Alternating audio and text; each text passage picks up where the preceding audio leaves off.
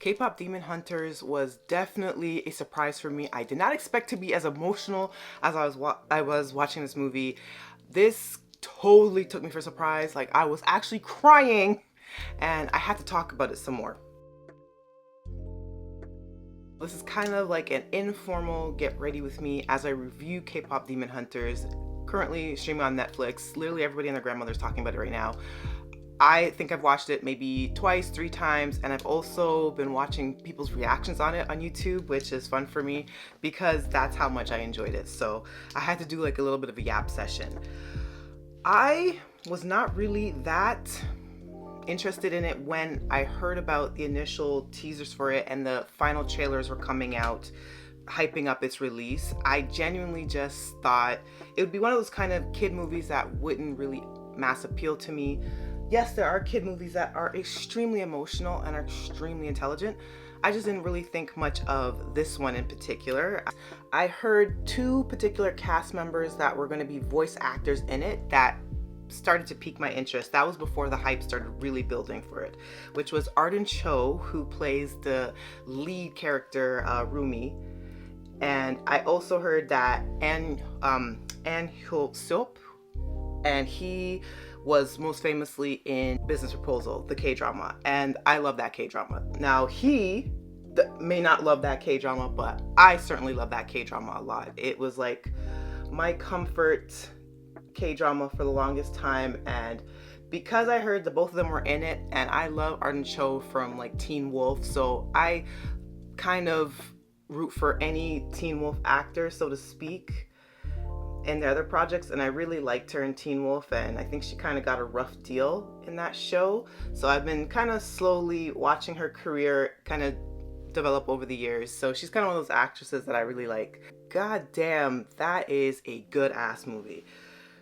You should really go into it with fully no expectations, and you're gonna just have your mind completely blown. I'm going to assume though the most people that will stumble upon this video, if you do stumble upon it, will have seen it and probably feel as fanatical about it as I do. But it has just everything that I would want as far as emotional beats in a movie. For one, I really do like the friendship of the girls. I think the voice actresses all did a great job. Obviously, I give a lot of kudos to Arden Cho. I really did buy into the struggles of Rumi a lot, and I think the friendship piece with the girls in the band especially was really hard hitting. I loved their more light levity moments, just like from the opening of the movie with them in the airplane, the way that they were like geeking out about ramen, and they were subtly checking the weirdness of the demons that are in the plane. And then the whole just fight choreography plus the music. Takedown is a really great song, but I will get into talking about Takedown in a minute. But everything from just that to the more complicated, more dramatic points in the movie where you could start to see like communication start to break down, Rumi becoming more and more insecure about her half demon side, and having that reveal come out and essentially ruin everything that she's been fighting for, and the constant pressures that she had to endure from Celine, her aunt, and just having to deal with the disappointment of letting her friends down, her bandmates down, and the fact that this is life or death stakes and everything involved. I really was shocked by the moment where the reveal happened that she was a demon during the concert, and the girls turned their weapons onto her. Like both Zoe and Mira pointed their weapons at her, and all that emotion built up. Like I actually started tearing up from then, and that was not the only time that I was crying, which is also kind of depressing for me. I'm like, I didn't know that the movie was going to take me out that much right off the gate, but it was something. It was very, very emotional, and I loved it because it really did throw me for a loop. So the friendship with the girls, the fallout, and the reconciliation, and all the music that built up towards everything that transpired, definitely 10 out of 10. Speaking of the music, obviously most people talking about this movie are going to talk about the music. The music really surprised me. It is so good, and it still has that K-pop feel, but yet the music still felt fresh. And that was what was really impressive to me. I will say right off the bat, that one final climactic song, What It Sounds Like, I think I was ascending to other multi-dimensions with that song. Oh my God, the singer that they got to voice for Rumi, because I know Arden Cho did like the voice acting for the character, but there was another individual, I believe that was a singer. Phenomenal. I know Twice was on the soundtrack as well, but I was just super impressed. Like, oh my God. There were just so much musical moments. I'll Be Your Idol, that song from Soulja Boys. Whew, someone compared it to like the evil version of Pied Piper, and that makes so much sense. Someone that is happily ARMY and absolutely thinks of Pied Piper as like one of her top 3 BTS songs. I was like, that's so accurate. But at the same time, like, it's just such a normal thing in like K-pop concepts that, you know, a group will come out with a really lighthearted poppy track like Soda Pop, which is like an earworm, and then they'll come around and they'll do like a dark concept just around the gate. And it also was really meta as well, because I love the conversation that the movie does have about parasocial relationships. I thought it's just really smart and bang on about how you kind of lose yourself. You feel like you're losing your soul, because oftentimes the way these companies, they kind of prey on fans, and this is like across the board in music industry. This isn't just like the K-pop industry, but just the industry in general. I just think it was really smartly done. The lyrics are really biting and cutting, but at the same time, they also were fun and catchy. And you can see how people would fall for that really quickly. And that was really, really impressive to me. Oh, what else did I love? The romance, or maybe the more subtlety and the lack thereof of the romance. I think because this is a movie that's like marketed to kids, I think it was really smart to not be too overly suggestive, especially because it was an animated movie. But I think the fine dance around the relationship of Jinho, who is hot as hell, by the way. Yeah, you shouldn't be attracted to 2D characters, but Jinho is very, very beautiful. And Hyo-seop, he does a really great job of just capturing like the sexiness of that character. But I think a lot of what I liked about him was his banter with Rumi in particular. Jinho just had this really nice back and forth, and I think having his own backstory as well, him being a demon, and you get to slowly see that he had so much guilt and remorse about leaving behind his mom and his sister.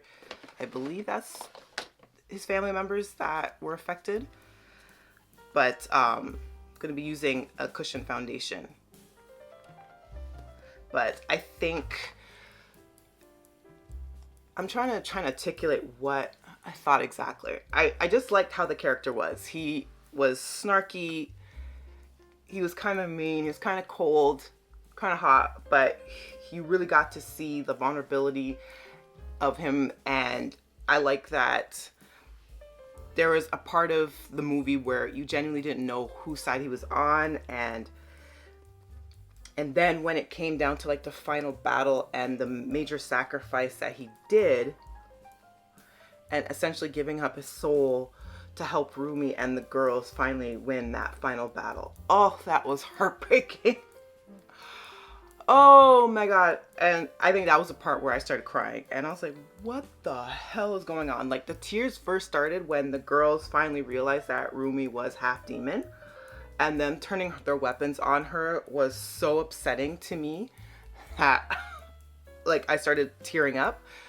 But the sacrifice that Jinho made completely ended me. I was like, no, ain't no way, bro. They're not gonna do this. Not for the kids movie. There's not gonna be like a resurrection. They're not gonna find a way in time to like reverse this and still defeat everyone. No. So that was really depressing, but I genuinely loved the conflict they gave with that character, that he came off like an ass, but then you grow to love him slowly, just like Rumi did, and you start to see his point of view, but he also, because of the amount of guilt that he was dealing with, the voices in his head constantly in this whole demon underworld, he's still, in the last moments, when you think that he completely has given up and he's just going to accept this evil side, he still was able to make the right choice. And I was like, God, this movie is so good. Damn. Just going to put on some Hourglass concealer. So I was talking about just Jinwoo and his entire emotional arc in the movie as well, which I thought was really well done. I think some of the things I wish they kind of expanded on was more about the girls' development into this K-pop group. I think getting a little bit more backstory on Zoe and Mira would have been nice as well. And they kind of hinted at some of their more inner demons, which was fun. Like, I hear, because of the success of this movie, that there might be a season 2, so I kind of hope, or not even season 2, but a follow-up sequel movie, and I hope to hell that there is. I'm gonna use this box to fan and let this concealer sit for a little bit. Just felt really short. Not that kids movies are supposed to be like 3.5 hours long where you need like a full intermission break and whatever, but this is how transfixed I was with the movie. This is how good I thought it was, to the point where I was like, I could have been happy and satisfied with another hour of this. But I was really impressed, and I just wanted more. I think another emotional moment that really took me for surprise was the showdown between Rumi and her aunt Celine, and her saying, you know, you have to hide everything that you are. You can't afford to let this get out. Let me come up with some excuse. I'll find a way to lie to the girls, say it was some trick by the demons, and we'll just make this all go away. And then you can just see, like, the way they were able to animate the anxiety and the self-loathing that was like rippling off of Rumi, to the point where she just kind of shuts herself off for the moment, and that final kind of shot with like her eyes starting to change color to demon. It's like, well, you know what, if this is how it is, maybe I should succumb to my darker demon side. Obviously she makes the right choices in the end, but I was thinking, for a kids movie, this has got some depth and weight to it. As I said, there are definitely been animated films in the past that have dealt with heavier subjects, and you know that the creators, the animators, they had intentions of it being widespread appeal to both kids and adults that both can enjoy, and they can enjoy the themes. But I was really thrown for a loop with this movie. I can't stress that enough. I did not expect it to have that level of emotional weight in it. It's just phenomenal. Like, I had to talk about the music. What was it? The comeback song, Golden. Even Golden. First of all, I love the not low-key really, references to BTS. Like, as I said, I am ARMY, so I am going to assume that they took a lot of reference from a lot of K-pop groups, and I think even the creator, Maggie, she was saying this on Twitter as well, that there is like so many that she drew inspiration from, but you can see like the BTS influences all over in it, and right down to Jungkook and his Golden. I was like, yes. But the music all had its own personality. Like, it had that distinct K-pop sound, but yet it still was able to stand on its own. And the lyricism in these songs, I loved it. I love that it worked on a meta level. I love that it worked within context for the movie. Just everything about it was just so good. One of the things I am disappointed though, that they cut out a scene from the romance. I think that Jinwoo and Rumi were supposed to go on a date. I don't know the full details. Was it supposed to be like a museum, or like supposed to be like some type of date that they're supposed to go on, which I know could be problematic because Jinwoo was a 400-year-old demon. But he looked hot. He was young, okay? And I don't know or remember the age ranges of the girls. I'm assuming they're supposed to be young, like in their early 20s. I'm assuming within the context of the show, of the movie, but I am not entirely positive. But I wanted that scene. As I said, I just wanted more and more from the movie, so I was kind of disappointed to hear that they cut some stuff out. I'm just trying to think if I want to do something with my eyes. You know what? I'm going to use maybe like a monochrome type eyeshadow that I can just pat in. Let me just see if it works, because I put like a ton of foundation on my eyes, but hold on. I decided to use like a blue purple shift. This is like one of my recent fave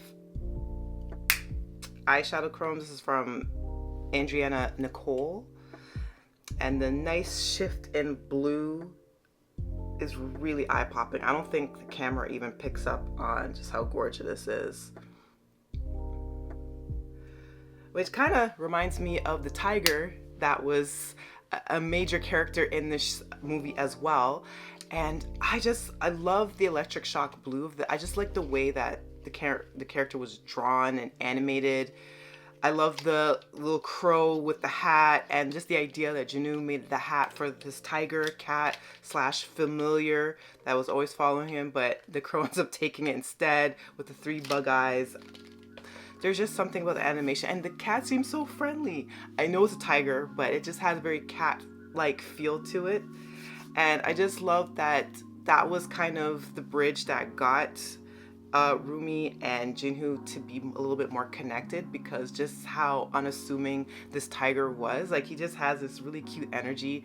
I really love the scene where there start to bubble up some conflict between Mira and Rumi, and she was kind of writing lyrics in a room. Mira kind of bursts in and she starts to clock that Rumi's behaviors kind of change a little bit, and you just see the little tiger and his like tails kind of popping out. She's trying to hide him and whatever, because she's still trying to keep that side separate, and she's still trying to hide who she is. Really, really love that. Probably now gonna use like a tint. I did put a little bit of lip essence on my lips before I started, because I have really dry lips.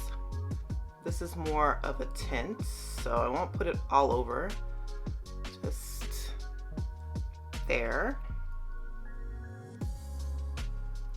It smells so good. That's what I like about the product. It smells amazing.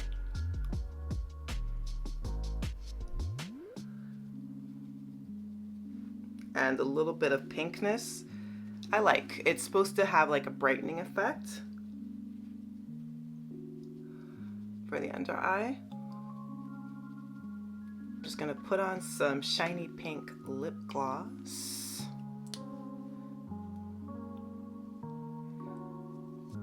And this is supposed to be like a plumper too, apparently. So this is the final look. It's kind of leaning into the Kpop Demon-esque kind of color palette, kind of. I just love the Shaka Blue, so I don't know what to tell you. As far as my review overall of Kpop Demon Hunters, absolutely a 10 out of 10 for me. Probably one of the most enjoyable experiences I've had watching an animated film in recent memory. Definitely love the art style of it, and overall the music was absolutely phenomenal, but I wasn't expecting the emotional hero's journey of Rumi as well to affect me as much as it did, and the allegory of her and her mixed heritage of being, you know, part demon, being very meta, and I'm sure a lot of people can relate to that messaging as well, and just the messaging about parasocial relationships within the K-pop industry and just entertainment industry as general, using the metaphors of literal demons. I thought that was interesting. Just, oh, the music. I can't get over the music. I am not surprised that it is absolutely, completely annihilating all competition on Spotify right now, because it's just that damn good. Free is a gorgeous song. I didn't talk about Free as much in this review, but Free is just as beautiful. But all the music was just sensational, and I absolutely will be watching this movie again. I'll probably be watching other people review it and other people doing reactions to it, because I enjoy it that much. They need a sequel, bad, with all the original players and just going into everything more. So I hope you found this enjoyable. Until the next video, bye.